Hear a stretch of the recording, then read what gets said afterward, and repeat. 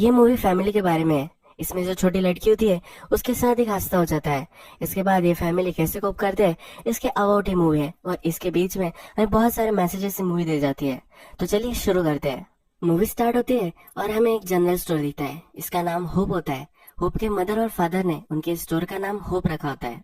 फिर हमें होप के जो मदर एंड फादर है इनकी लाइफ की एक झलक दिखती है। होप की आज पेरेंट्स टीचर मीटिंग होती है, तो इसी वजह से उसके फादर वहाँ नहीं जा सकते।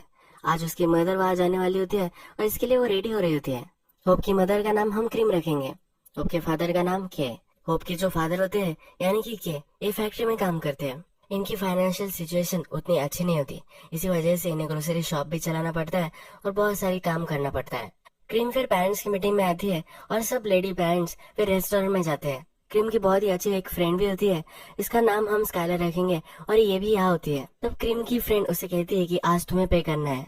ये जो सब लेडी पेरेंट्स का ग्रुप होता है, तो इसमें वो क्रीम को नहीं लेते थे, पर उसकी फ्रेंड ने इनको मना लिया था, इसी वजह से क्रीम को भी इसमें अब शामिल वो कर रहे हैं। क्रीम के पास इतने पैसे नहीं होते, तो उसे क्रेडिट कार्ड से पे करना पड़ता है। ये क्रीम की जो फ्रेंड है स्काइलर, इसका हस्बैंड के साथ काम करता है।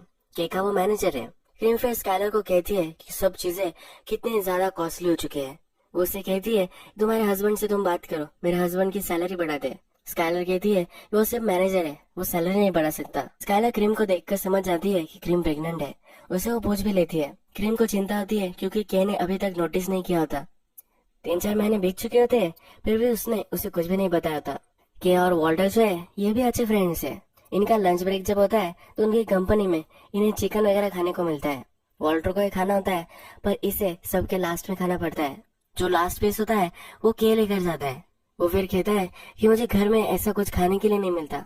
उसे बहुत ही बुरा लग रहा होता है, तो के भी इसका मजा लेता है और फिर उसे ये पीस दे देता है। इन दोनों की फाइनेंशियल सिचुएशन बहुत ही सेम होती है, और ये दोनों अच्छा खाना घर पर अफोर्ड नहीं कर पाते, पर इनकी फ्रेंडशिप जो होती है ये बहुत ही सही होती है। इसके बाद पहली बार हमें होप दिखती है। होप ने क्लासरूम में होती है और अपने फ्रेंड का वेट कर रही होती है। ये जो उसका फ्रेंड होता है ये वॉल्टर और स्कैलर का ही बेटा होता है। इसका नाम हम चिंटू रखेंगे। चिंटू अपने फ्रेंड के साथ होता है और इसे इग्नोर करता है। होप इसके साथ घर जाना चाहती है, पर वो आगे आगे भाग जाता है। होप और चिंटू दोनों गेम की मशीन के पास आते हैं। चिंटू उसे अच्छी तरह से हैंडल नहीं कर रहा होता, तो होप कहती है कि तुम्हें ऐसा नहीं करना चाहिए, तुम इसे खराब कर दोगे।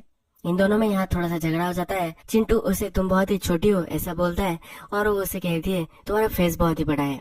इन दोनों का झगड़ा होकर फिर होप घर आ जाती है। होप अपने डिनर टेबल पर होती है और मैथ्स के क्वेश्चन सॉल्व कर रही होती है। ये कहती है कि मैं बहुत ही ट्राई करती हूँ, पर ये क्वेश्चन मुझसे सॉल्व ही नहीं होते। उसकी मदर फिर उसे कहती है कि मुझे बताओ कि ये क्वेश्चन क्या है। फिर वो कहती है कि एक लड़की के पास 9 पेंसिल है और मेरे पास 3 ही है। अगर हमारे दोनों के पास सेम हो जाए तो हम दोनों के पास ईच कितने पेंसिल्स हो गए। इसकी मदर फिर उसे कहती है कि सिंपल है, तुम इसे ऐड कर लो और फिर डिवाइड कर लो 2 से। होप कहती है कि मैं इसे रियल लाइफ सिचुएशन से कंपेयर कर रही हूँ। अगर मेरे पास 3 पेंसिल हो और चिंटू के पास 9 पेंसिल हो, तो वो मुझे कभी भी उसके 3 पेंसिल नहीं देगा, वो कभी भी 6 इक्वल नहीं होने देगा। यहाँ में पता चलता है कि होप बहुत इंटेलिजेंट है। यहाँ के भी होता है, पर वो अपना बेसबॉल मैच देखने में बहुत ही बिजी होता है। क्रीम उसे शांति से डिनर करने के लिए रेस्ट्रिक्ट कर रही होती है, पर फिर उस पर चिढ़ जाती है और उसे उसका मैच देखने के लिए परमिशन दे देती है। नेक्स्ट सीन में हमें होप और के दोनों एक ही काउच में टीवी देखते देखते सो गए हैं, यह हमें दिखता है। इसका मतलब है कि कभी कभी एब्सेंट फादर हो सकता है, पर at the end of the day ये अपनी फैमिली को ही इम्पोर्टेंस देता है। नेक्स्ट डे जब होप को स्कूल जाना होता है, तो उसके फ्रेंड नीचे आते हैं। होप की मदर को लगता है कि होप को ले जाने के लिए आए हैं, पर उसका फ्रेंड यानी ये चिंटू वहाँ से अपने फ्रेंड के साथ चला जाता है। होप को अपने हेयर सही से आज लगाने होते हैं, इसलिए वो लेट हो जाती है। वो के से अपने हेयर बांध देने के लिए बोलती है, पर के भी बहुत ही बिजी होता है, तो जल्दी जल्दी से कर रहा होता है, तो अच्छे से वो कर नहीं पाता। क्रीम नीचे ग्रोसरी स्टोर चला रही होती है, तो वो भी उसे हेल्प नहीं कर पाती। होप को बहुत ही बुरा लगता है क्योंकि उसके पेरेंट उसके लिए टाइम नहीं निकाल पाते। होप फिर नाराज होकर स्कूल के लिए निकल जाती है। यहाँ बारिश आने लग जाती है, तो क्रीम उसके पीछे भागती है और उसे छाता दे देती है। होप अपसेट होती है, तो उसकी मदर अब उसे कहती है कि कल मैं तुम्हें अच्छे से रेडी कर दूंगी। क्रीम कहती है क्या मैं तुम्हारे साथ स्कूल तक आ सकती हूँ। होप कहती है कि नहीं, यहाँ से मैं भागती भागती चली जाऊंगी। वो अभी भी नाराज होती है। क्रीम उसके लिए कंसर्न होती है और उसे कहती है कि जो छोटा सा रोड है वहाँ से तुम मत जाओ, तुम्हें एक बड़े से रोड से जाना है जहाँ बहुत सारे लोग होंगे। फिर हमें दिखता है कि अपने काम में बिजी हो जाता है, क्रीम अपने काम में बिजी हो जाती है। जब होप स्कूल के लिए जा रही होती है, तो उसके पास एक आदमी आ जाता है। ये आदमी उसे बोलता है कि क्या तुम मुझे तुम्हारी छतरी लैंड करोगी, हम दोनों इस छतरी में जाएंगे। ये उसे बोलती है कि वो लेट हो रही है, पर ये जो रास्ता होता है ये सुनसान होता है। ये इससे बहुत ही डर रही होती है। जब मूवी स्टार्ट हुई थी तब हमें दिखा था कि होप एक काइट की तरफ देख रही थी। जब ये आदमी इस मूवी में आ चुका है तब हमें काइट बर्बाद हुआ दिखा है। यह काइट होप का फ्रीडम रिप्रेजेंट करता है और अब ये खत्म हो जाने वाला है। नेक्स्ट सीन में हमें इसकी अमरिया तहस हो चुकी है ऐसा दिखता है और होप खून से लथपथ पड़ी हुई है। इसके पास एक मोबाइल होता है जिससे वो 911 को कॉल कर देती है। स्कूल की या फिर पुलिस आती है, एम्बुलेंस आती है और उसे हॉस्पिटल में लेकर जाती है। क्रीम को उसकी फ्रेंड स्काइलर को कॉल आता है। उसे कहती है स्कूल के यहाँ इंसिडेंट हुआ है। स्काइलर थोड़ी सी कंसर्न हो जाती है। जबकि अपना काम कर रहा होता है तभी उसे कॉल आता है और ये हॉस्पिटल से कॉल होता है। ये वो पहले बिलीव नहीं कर पाता और फिर हॉस्पिटल में आ जाता है। होप बहुत ही इंजर्ड हो चुकी होती है। जिस आदमी ने होप को हर्ट किया था उस आदमी ने उसे चाकू से मार भी दिया था। इसके इंटेस्टाइन उसने फाड़ दिए थे। के को ये सब डॉक्टर बता रहे होते हैं। वहाँ क्रीम भी आती है। ये वहाँ रोने लग जाती है। ये वो देख नहीं सकती, इसी वजह से वो बाहर चली जाती है। के अपने आप को संभालता है और वो टफ है ऐसा वो प्रिटेंड कर कर वही खड़ा होता है। वो डॉक्टर से पूछता है कि अब क्या करना पड़ेगा। होप की अब सर्जरी होने वाली होती है। के फिर D2 के पास आता है। D2 को जिस आदमी ने ये सब किया है इसके फिंगरप्रिंट्स मिल चुके हैं, बहुत सारे एविडेंस इनको मिल चुके हैं। D2 उसे अश्योर करता है कि होप के साथ इसने जो भी किया है उसे हम ढूंढ लेंगे। कि जब क्रीम के पास आकर बैठ जाता है तो क्रीम अपने आप को दोष दे रही होती है। वो कहती है कि मैंने ही उसे उस बड़े से रोड से जाने के लिए बोला था। उसे कहता है कि ऐसा मत सोचो। क्रीम फिर बोलती है मुझे स्काइलर का कॉल आया था, क्या उसे पता था? क्रीम को फिर स्काइलर का बहुत गुस्सा आ जाता है और वो कैसे कहती है कि अगर उसने कुछ भी किसी को बताया तो मैं उसे मार दूंगी। एक नर्स ऑपरेशन थिएटर से आती है और के को लेकर जाती है। के को डॉक्टर बताते हैं कि होप की जो इंजरी है वो बहुत ही सीरियस है। इसका जो गुदा है वो हमें निकालना पड़ेगा। ये कभी भी नॉर्मली टॉयलेट नहीं कर पाएगी। इसे हमेशा एक आर्टिफिशियल ऑर्गन के साथ ही रहना पड़ेगा। कि उसे कहता है कि प्लीज मेरी बेटी को बचा लो। अब होप का ऑपरेशन हो जाता है और कि और क्रीम उसे मिल सकते हैं। क्रीम जब इसे देखती है तो रोने लग जाती है और वहां से वो चली जाती है। कि फिर होप से मिलने आता है। वो होप को बताता है कि तुम बहुत ही जल्द ठीक हो जाओगी। होप कहती है तुम यहाँ कैसे आ गए, तुम्हारे वर्क का क्या हुआ? के कहता है कि मैं हमेशा तुम्हारे पास ही हूँगा। होप अपनी मदर के बारे में पूछती है। ये कहता है कि हम टर्न्स में आने वाले हैं। होप जिस आदमी ने उसका रेप किया था इसका डिस्क्रिप्शन देने लग जाती है। कि कहता है कि अभी तुम्हें ये करने की जरूरत नहीं है। होप कहती है कि जिसने भी ये किया है इसको जेल होनी चाहिए, इसको सजा होनी चाहिए। अगर मैं सो गई तो मैं भूल सकती हूँ, इसलिए वो ये स्टेटमेंट दे रही होती है। नेक्स्ट सीन में हमें डिटेक्टिव के पास के आया हुआ दिखता है। डिटेक्टिव के पास जिसने किया है उसके फिंगरप्रिंट से वो कौन है ये पता चल चुका है, पर उसके खिलाफ ये एक वारंट नहीं निकलवा सकते। ये जो एविडेंस है ये इनफ नहीं है। कि उस पर चिढ़ गया होता है। डिटेक्टिव से कहता है कि अगर तुम्हें उसे पकड़वाना है तो होप को स्टेटमेंट देना होगा। होप को स्टेटमेंट देना है ये कि अब क्रीम को समझाता है। क्रीम कहती है कि तुम ऐसे कैसे कर सकते हो, वो अभी अभी तो उसने एक्सपीरियंस किया है और फिर से तुम उसे रिमेम्बर करने के लिए बोलोगे। ये उसे ना बोल रही होती है कि इसके लिए मान नहीं रहा होता। यहाँ एक पुलिस होती है तो क्रीम को समझाने के लिए कहती है कि तुम्हें एक साइकोलॉजिस्ट की जरूरत है। ये जो सिचुएशन ये बहुत ही टफ है और होप को भी और तुम दोनों को भी इसकी जरूरत है। क्रीम वहां से चली जाती है। ये पुलिस फिर के को कहती है तुम घर जाओ और जो होप के जर्नल्स वगैरह लेकर आओ। होप की अब जो नई थेरेपिस्ट होने वाली होती है इसने पूछा होता है कि जब घर जाता है तो होप की ड्राइंग्स बुक वगैरह देखता है। उसे एक कार्टून कैरेक्टर कोकोमोंग ये बहुत ही अच्छा लगता है। उसके लिए खिलौना वो लेकर आता है। जो थेरेपिस्ट होती है अब वो के और क्रीम के साथ बात कर रही है। वो कहती है कि अगर होप का अब हम अभी स्टेटमेंट ले तो इसके लिए बहुत ही हार्ड हो सकता है। वो अभी साइकोलॉजिकली अनस्टेबल है। ये जो भी हमें कहेगी ये कोर्ट में इतना होल्ड नहीं करेगा। ये को वारंट निकलवाना ही होता है तो उसे फोर्स कर रहा होता है। ये थेरेपिस्ट कहती है दोनों पेरेंट्स अगर मुझे सहमति नहीं देंगे तो मैं नहीं करूंगी। के फिर क्रीम को बताता है कि होप को ये चाहिए, उसे गुनहगार को पकड़ना है। क्रीम भी फिर इसके लिए मान जाती है और हमें फिर ये थेरेपिस्ट होप का स्टेटमेंट लेती हुई दिखती है। वो कैमरे में प्रूफ करती है कि होप अपने होशो आवाज में है। उसे बहुत सारी तस्वीरें दिखाती है और इसमें से उसे सिलेक्ट करने के लिए बोलती है जिस आदमी ने उसके साथ ये किया था। होप भी उस आदमी को पहचान लेती है। जब वो थेरेपिस्ट घर जा रही होती है तो वो के और क्रीम को कहती है कि तुम्हें भी मेरी जरूरत पड़ेगी। होप अब स्टेबल लग रही है पर वो बाद में चिल्लाने लग सकती है। वो अपना कार्ड उन्हें दे देती है। क्रीम इस पर चिढ़ जाती है और कहती है कि जो चीज अब तक हुई नहीं है तुम हमें क्यों डरा रही हो। वो उसे निकल जाने के लिए बोलती है। होप ने अब स्टेटमेंट दे दिया है तो बहुत सारे पुलिस ऑफिसर जाते हैं और जिसने ये किया होता है उसको पकड़ लेते हैं। के को जब ये पता चलता है तो पुलिस स्टेशन के पास भागता है वह ऑलरेडी बहुत सारे न्यूज रिपोर्टर्स वगैरह आए हुए होते हैं, वो डायरेक्ट उससे नहीं मिल पाता। जब वो हॉस्पिटल आता है, उसके फ्रेंड का यानी कि वॉल्टर को उसे कॉल आता है। वॉल्टर उसे पूछता है कि होप कैसी है। वो बहुत ही कंसर्न होता है। वो बोलता है कि टीवी के सामने हॉस्पिटल पे बहुत सारे जर्नलिस्ट वगैरह है, मैं बहुत ही डर चुका हूँ। केक को पता नहीं होता कि वहाँ मीडिया पहुंच चुकी है। वो भागता है और होप के पास आ जाता है। होप को अब उन्हें शिफ्ट करना पड़ता है। वो प्राइवेट रूम में उसे लेकर जाते हैं। जब वो जा रहे होते हैं तो रिपोर्टर उन्हें घेरने की कोशिश करते हैं। किम उन्हें रोके रखती है और के उसे एक प्राइवेट रूम में लेकर जाता है। होप को बेड पर रखता है पर उसे वहाँ टॉयलेट आ जाती है। के फिर इस सब टॉयलेट को साफ करने लग जाता है। उसके पैर वो पकड़ता है पर ये होप के लिए बहुत ही अनकंफर्टेबल होता है। जो इंसिडेंट उसके साथ हुआ है इसे वो याद करने लग जाती है। ये पैर वगैरह मारने लग जाती है पर के अभी भी सब साफ कर रहा होता है। जब के होप को देखता है तब उसे पता चलता है कि होप अब क्या महसूस कर रही है। होप को उसके फादर का टच भी उस रेपिस्ट के टच की तरह लग रहा था। ये बहुत ही घिनौनी रियलाइजेशन केक को होती है। होप रो रो कर बहुत ही डिस्टर्ब हो जाती है और उसकी हालत और भी खराब हो जाती है। केक को बहुत ही दुख होता है और होप से वो दूर चला जाता है। क्रीम जब रिपोर्टर को रोक रही होती है तभी उसे चक्कर आती है और वो गिर जाती है। अब वो प्रेग्नेंट है, ये केक को पता चल चुका है। कि उसे पूछता है मुझे तुम कब बताने वाली थी, क्या तुम्हें ये बच्चा नहीं चाहिए था। क्रीम कहती है कि मैं सिर्फ भूल गई थी। रात में फिर होप से मिलने के आता है पर उसने अपना फेस कवर कर लिया होता है। कि उसे बताता है कि अब उसे सिबलिन होने वाला है। कि उससे पूछता है कि क्या तुम एम्बैरेस्ड हो। ये सही होता है तो इसी वजह से वो वहां से चला जाता है। होप उसे अब देख भी नहीं पा रहे, इससे वो बहुत ही डिस्टर्ब होता है।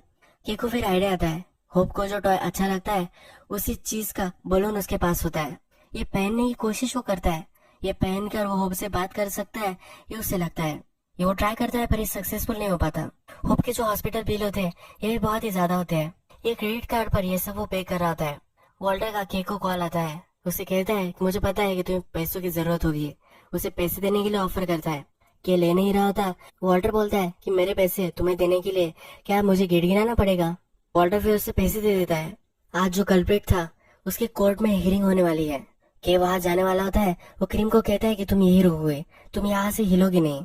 क्रीम को मिलने फिर उसकी फ्रेंड स्काइलर आती है। स्काइलर उसे कंफर्म करती है और बोलती है कि क्या तुम्हें सचमुच में लगा था कि मुझे पता है कि ये होप ही है, मैं कभी भी ऐसा नहीं कर सकती। तो वो फिर उसे कहती है कि मैं बहुत ही पहले तुम्हें मिलने आने वाली थी, तुमने कहा था कि तुम मुझे मार दोगी इसलिए मैं नहीं आई। क्रीम कहती है मैंने बोला था मैं कर सकती हूँ, मैं करने वाली थी, ऐसा नहीं था। स्काइलर फिर उसे सहारा देती है और बोलती है कि तुम रो भी नहीं सकती, तुम स्ट्रांग हो ऐसा तुम प्रिटेंड कर रही हो। फिर ये दोनों मिलकर रोने लग जाते हैं। उसने उसके लिए खाना लाया होता है, ये उसे वो फिर खिलाती है। जब हियरिंग में होता है तो इस कल्प्रिट के लॉयर अब अपनी गवाही दे रहे होते हैं। वो कहता है कि मेरे क्लाइंट को पता भी नहीं है कि उसने ये किया भी है या नहीं। वो बहुत ही ड्रंक था और वो कंस्ट्रक्शन वर्कर है तो वहां से वो आता जाता रहता है।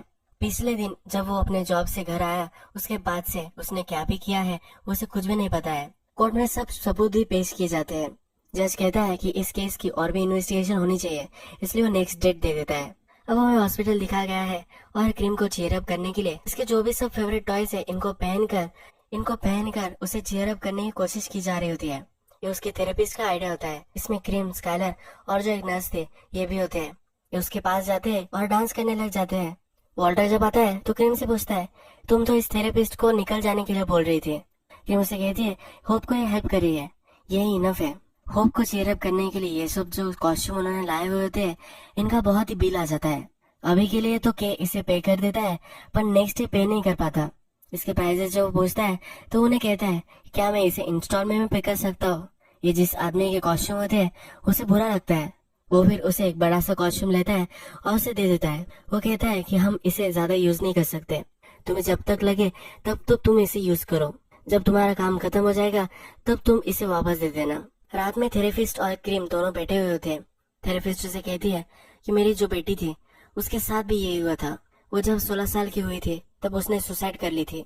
इस थेरेपिस्ट से भी ये रहा नहीं गया था, इसलिए उसने भी सुसाइड करने की ट्राई की पर इससे उसका पैर पैरालाइज हो गए। वो क्रीम को कहती है कि मुझे पता है कि तुम किस चीजों से गुजर रही हो। कि होप से डायरेक्टली अब बात नहीं कर पा रहा तो एक कॉस्ट्यूम वो पहन लेता है और होप के पास आ जाता है। होप एक स्लेट पर लिख रही होती है और वैसे वो बात कर रही होती है, उसे बात नहीं की जा रही होती। वो उससे पूछती है कि तुम्हारे फ्रेंड्स कहाँ गए। ये उसे कहते हैं कि वो घर चले गए हैं। होप कहती है कि तुम्हें भी घर जाना चाहिए।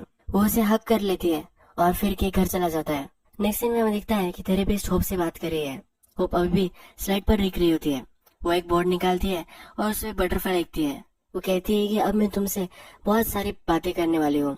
जो भी बात मैं तुमसे करूंगी इसके बाद में मैं एक बटरफ्लाई इस बोर्ड पे रखूंगी। जब ये बोर्ड भर जाएगा तुम्हारा जो पेन तुम महसूस कर रही हो ये भी बहुत सारा खत्म हो जाएगा। तुम उससे डायरेक्टली बात कर सकोगी। थेरेपिस्ट और होप ये दोनों बहुत सारी बातें करते हैं और अब इसका जो बोर्ड है ये पूरा सा भर चुका है। अब होप डायरेक्टली फ्रीली उससे बात कर पाती है। थेरेपिस्ट फिर होप से पूछती है कि आज डेट क्या है। वो उसे डेट बता देती है। थेरेपिस्ट कहती है तुम्हारा समर ब्रेक चल रहा था, अब ये खत्म हो जाने वाला है, तुम फिर से स्कूल में जा सकती हो। होप कहती है कि मैं नहीं जा सकती। थेरेपिस्ट उससे पूछते है क्यों नहीं जा सकती।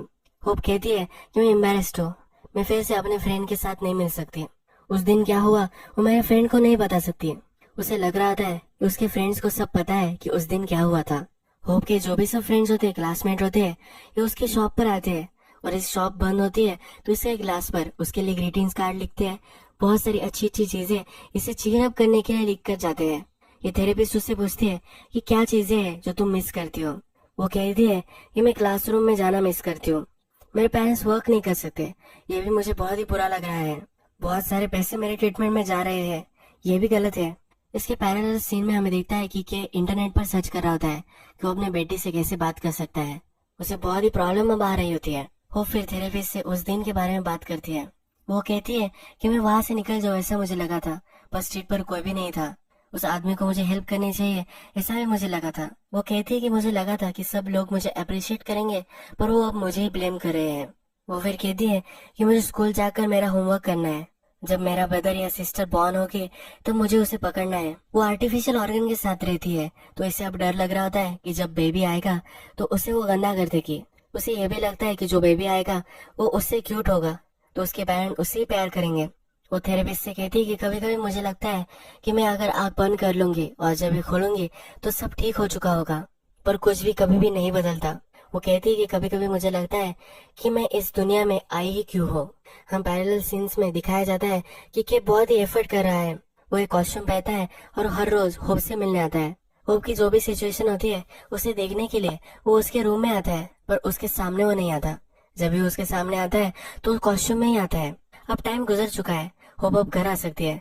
होप का बर्थडे भी वो हॉस्पिटल में ही सेलिब्रेट करते हैं और अब उसे एक घर लेकर जाने वाले होते हैं। होप अब घर आने वाली है तो क्रीम उसके लिए एक घर रेडी करती है। होप अभी भी उसके फादर से बात नहीं कर पा रही होती है, तो इसी वजह से जब उसे वो घर लेकर जा रहे होते हैं तो उसने एक पर्दा बनाया होता है। होप उसे देख ना पाए इसलिए उसने ये किया होता है। होप जब गाड़ी में होती है, जिस स्ट्रीट पे उसके साथ हादसा हुआ था ये स्ट्रीट उसे दिखती है। वो बहुत ही अनकंफर्टेबल महसूस करने लग जाती है और वो उल्टी भी कर देती है। जब वो घर पहुंचती है तब उसे दिखता है कि उसके फ्रेंड्स ने उसके लिए कितने कार्ड्स वगैरह लगाए हैं। नेक्स्ट दिन के शॉप के बाहर बैठा हुआ होता है, वहाँ चिंटू आता है। वो उससे पूछता है कि क्या होप घर पर आ चुकी है। क्या कहता है कि तुम तो उसके साथ नहीं खेलते थे, तुम अब उससे क्यों मिलना चाहते हो। चिंटू कहता है कि वैसा कुछ भी नहीं था, लोग कुछ भी अफवाह फैलाते हैं। चिंटू फिर बोलता है कि मैं पागल होने लग गया हूँ। वो रोने लग जाता है। वो कहता है कि अगर उस दिन मैं उसके साथ गया होता तो उसके साथ ही नहीं होता। कि उसे पास बुलाता है, उसे हक करता है और कहता है कि प्लीज मत रो। उसे वो बहुत सारी कैंडी वो उसे देता है।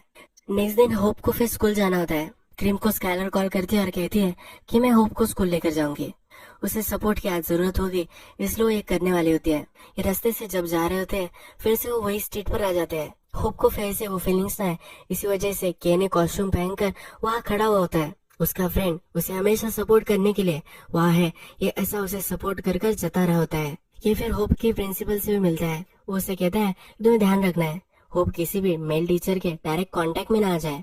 होप जब स्कूल जाती है तो उसे एक बैग पहन कर जाना पड़ता है जो हमेशा आवाज करती है। बच्चे ये उससे पूछ सकते हैं। केको फिर ऐड आता है और एक पाउच उसे वो गिफ्ट करता है। इस पाउच में बहुत सारे चॉकलेट्स वो रख देता है।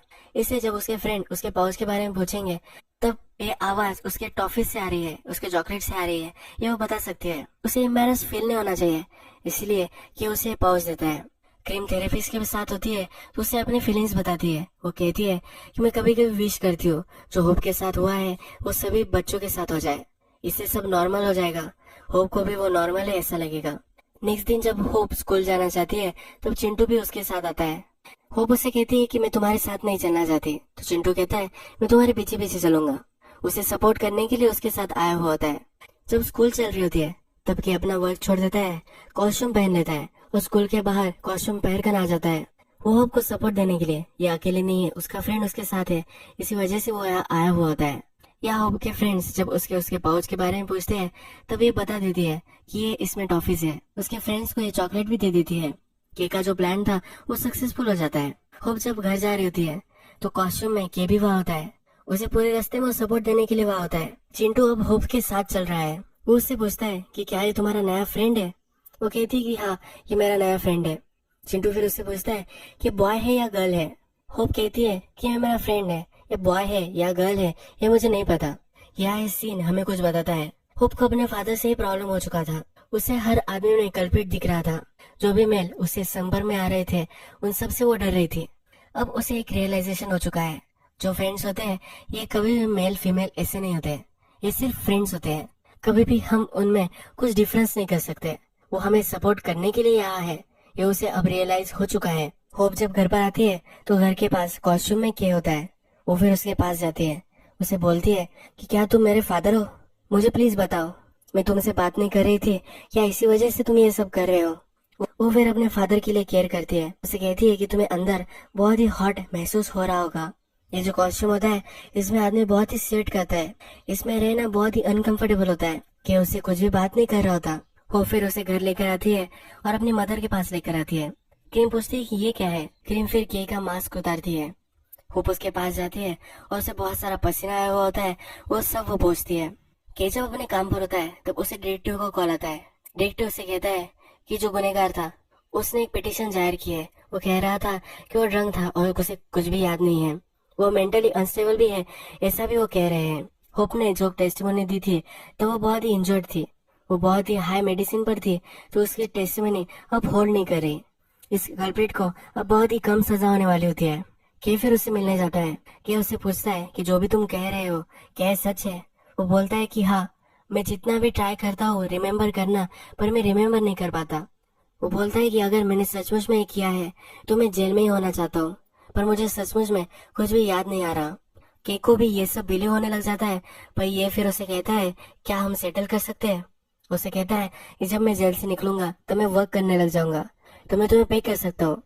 इसे सब कुछ याद होता है तो के उस पर बहुत ही चिढ़ जाता है। कल्प्रिट फिर बोलता है कि तुम मुझसे डर कर रहो, मुझे अब बहुत ही कम सजा होगी और जब मैं वापस आऊंगा तभी भी तुम यही रहोगे, मैं तुम्हें हर्ट कर सकता हूँ। के फिर इस पर ज्यादा ही चिढ़ जाता है, कुर्सियां वगैरह वो फेंकने लग जाता है। कि जब अपने फ्रेंड वॉल्टर के साथ गाड़ी में बैठा हुआ होता है तो उसे कहता है कि मुझे पता है कि तुम कैसा फील कर रहे हो, पर इस सिचुएशन को तुम्हारे साथ एक एक्सीडेंट हुआ है, ऐसा तुम्हें ट्रीट करना चाहिए। ये किसी के भी साथ हो सकता था। के इसे एग्री नहीं करता और कहता है कि प्लीज गाड़ी रोक दो। वो अपने फ्रेंड से भी बात नहीं करना चाहता, वो अकेला ही चलने लग जाता है। जब रात होती है तो के क्रीम को बताता है कि जो कल्प्रिट है वो 8-9 सालों में जेल से निकल सकता है। वो उसे पूछता है कि क्या तुम्हारे पास मेरा इंश्योरेंस है। क्रीम बोलती है कि तुम ऐसा क्यों बोल रहे हो, तुम मेरे साथ ही रहने वाले हो। क्रीम पूछती है कि तुम ऐसा क्यों बोल रहे हो, तुम कहीं भी नहीं जाने वाले। के कहता है कि जो कल्प्रिट है अब उसे मैं मार देने वाला हूँ, अगर उसे बहुत ही कम सजा होगी तो मैं सहन नहीं कर पाऊंगा, इसमें उसे कुछ भी हो सकता है, इसलिए वो इंश्योरेंस के बारे में बात कर रहा होता है। नेक्स्ट दिन फिर कोर्ट चलता है। इस कोर्ट में होप को भी बुलाया जाता है। होप को उसे आइडेंटिफाई करने के लिए बोला जाता है। सब सबूत पेश किए जाते हैं, पर जो कल्प्रिट था उसने पिटीशन जाहिर किया था कि वो ड्रंक था और उसे कुछ भी याद नहीं है, इसने ये किया है ये तो फिक्स है, तो इसलिए जज बोलता है कि इसे सजा तो होनी ही चाहिए, पर इसने ये किया था तब वो होश में था यह हमें पता नहीं है, इसी वजह से उसे बहुत ही कम सजा, सिर्फ 11 साल की सजा उसे हो जाती है। कोर्ट रूम में सब लोग जो होते हैं ये सब बहुत ही चिढ़ जाते हैं। के का फ्रेंड वॉल्टर फिर खड़ा हो जाता है और कहता है ये ऐसा कैसा जस्टिस है, अगर वो ड्रंक था तो इससे क्या फर्क पड़ता है, तो फिर ड्रंक एंड ड्राइव का भी केस नहीं होना चाहिए। क्रीम भी अंदर आ जाती है। वो जज से बोलती है कि सिर्फ 11 साल के बाद होप किस एज की होगी, वो फिर से उसे मिल सकता है, कैसे आप ये सब होने दे सकते हो। वो वही कोर्ट रूम में रोने लग जाती है। के भी रो रहा होता है, पर अब ये सहन नहीं कर पा रहा। वो एक चीज उठाता है और उस कल्प्रिट के सर पर वो मार कर उसे मार देने वाला होता है। ये वो कर ही रहा होता है तभी होप उसका पैर पकड़ लेती है। होप रो रो कर कहती है कि प्लीज हम घर चलते हैं। उसने बहुत सारी चीजें अपनी लाइफ में लॉस कर दी है, वो अपने फादर को भी लूज नहीं करना चाहती। जब रात थी तब उसने सुना था कि उसके फादर क्या करने वाले थे, इसी वजह से अब अपने फादर को रोक लेती है। के भी रुक जाता है, उसे अपने गोद में उठाता है और घर लेकर जाता है। अब बहुत सारा टाइम गुजर चुका है और क्रीम की डिलीवरी भी हो चुकी है उसे एक ब्रदर होता है। अपने ब्रदर को देखकर वो बहुत ही खुश होती है। स्काइलर वॉल्टर भी वहाँ होते हैं। वो उससे पूछते हैं, इसका नाम आप क्या रखने वाले हो? के बोलते हैं कि मैंने होप का नाम रखा था। अब होप उसके ब्रदर का नाम रखेगी। होप अपने ब्रदर का नाम हैप्पी रखती है। ये कहते हैं कि हैप्पी का सर बहुत ही बड़ा होने वाला है। किम फिर चिंटू को चिढ़ाती है। वो कहती है कि चिंटू की जितना बड़ा ये नहीं होगा। हमें यहाँ पता चलता है कि होप अब अच्छी तरह से रिकवर हो चुकी है। जब होप स्कूल में होती है तब उसे स्कूल में होना अच्छा नहीं लगता, तो वो स्कूल से निकल जाती है। वो फिर हमें बोलती है कि मेरे फ्रेंड्स मुझे पूछेंगे कि मैं स्कूल से क्यों निकल गई थी, पर वो उसे अब इतना फर्क नहीं पड़ रहा। वो उसे कुछ ना कुछ तो बता ही देगी। वो घर आती है और उसने अब बहुत सारे टॉयज बनाए होते हैं, अपने हाथों से उसने क्रिएट किया होता है। वो हमसे कहती है कि मेरे फादर जिस तरह से काम करते हैं वैसा भी मैं काम कर सकती हूँ, मुझे चीज बनाना अच्छा लगता है। उसने अपने ब्रदर के लिए ये सब चीजें बनाई होती है। अपने ब्रदर के पास आकर वो उसे एक एरोप्लेन देती है। वो फिर हमें कहती है कि इस दुनिया में आना, हमें जन्म मिलना, ये एक ब्लेसिंग होती है। ये मूवी यहाँ खत्म हो जाती है, पर इस मूवी का मैसेज की हम बात करेंगे। जब होप हॉस्पिटल में थी और थेरेपिस्ट से बात कर रही थी, उसे बहुत सारे प्रॉब्लम थे। वो स्कूल में कैसे जाएंगी, उसके फ्रेंड्स को क्या बोलेगी, वो स्कूल में कैचअप कैसे करेगी, उसके जो अपने फादर के साथ रिलेशनशिप है वो भी बहुत ही कॉम्प्लिकेटेड हो चुकी थी। वो अपने फादर से बात नहीं कर पा रही थी। उसके साथ जो भी हुआ था इसकी वजह से उसे लग रहा था कि वो जिंदा ही क्यों है, वो इस दुनिया में उसने जन्म ही क्यों लिया था। इस माइंडसेट में वो थी। जब वो घर आई थी उसके फ्रेंड्स ने उसको चीयर अप करने के लिए उसके लिए बहुत सारे ग्रीटिंग्स कार्ड लाए थे। जो चिंटू था उसे सपोर्ट करने के लिए हर वक्त वहाँ था। जब वो उसके साथ चलना भी नहीं चाहती थी फिर भी उसके पीछे वो चल रहा था। होप को चिंटू का सपोर्ट या उसके फ्रेंड्स का सपोर्ट ये इनफ नहीं था। जब उसके फादर कॉस्ट्यूम में आते थे तब उसे बहुत ही अच्छा लगता था। लाइफ से जूझने का उसे मोटिवेशन मिलता था। उसे हमेशा से पता था कि उसके फादर ही है जो उसे सपोर्ट कर रहे हैं। उसके साथ ये जो सब हुआ था ये एक आदमी ने किया था, पर हर आदमी उसी तरह से बुरा होगा। जो भी लोग उससे मिलेंगे वो भी उसी तरह से बुरे होंगे। ऐसा कुछ भी रिस्ट्रिक्टेड नहीं है। लोग जब अच्छे होते हैं, जब वो आपके फ्रेंड बन जाते हैं, तो वो कभी भी आपको हर्ट नहीं कर सकते। हॉस्पिटल में अपने ब्रदर से वो जब पहली बार मिली थी, वहाँ एक फोटो फ्रेम थी जिस पर लिखा था कि जो लोग सबसे अकेले होते हैं वही सबसे काइंड होते हैं, जो सबसे दुखी होते हैं वही ब्राइटेस्ट होते हैं। इस कोट से हमें पता चलता है कि होप के साथ अब ये सब चीजें हो चुकी है, पर वो अब अपने लाइफ के प्रति बहुत ही पॉजिटिव है। वो अब चीजें बना रही थी अपने ब्रदर के लिए। उसने टॉयज बनाए थे। उसने कहा था कि वो अपने फादर की तरह है, वो चीजें कंस्ट्रक्ट कर सकती है। उसने अपने ब्रदर को एक एरोप्लेन गिफ्ट किया था। हम जैसे मूवी के फर्स्ट में देखा था, एक काइट उसका फ्रीडम रिप्रेजेंट करता है और जो कल्प्रिट था उसने उसका फ्रीडम ले लिया था। उसे सजा दिलवाना चाहती थी और उसमें वो कंज्यूम हो चुकी थी। उसे अपना फ्रीडम फिर से मिल नहीं पा रहा था। जब अब बहुत सारा टाइम गुजर चुका है, अब वो लाइफ के प्रति पॉजिटिव हो चुकी है, तब उसे अपना फ्रीडम वापस मिल चुका है। उसके लाइफ में अभी भी प्रॉब्लम है, तो अब वो डट कर सामना करने वाली है।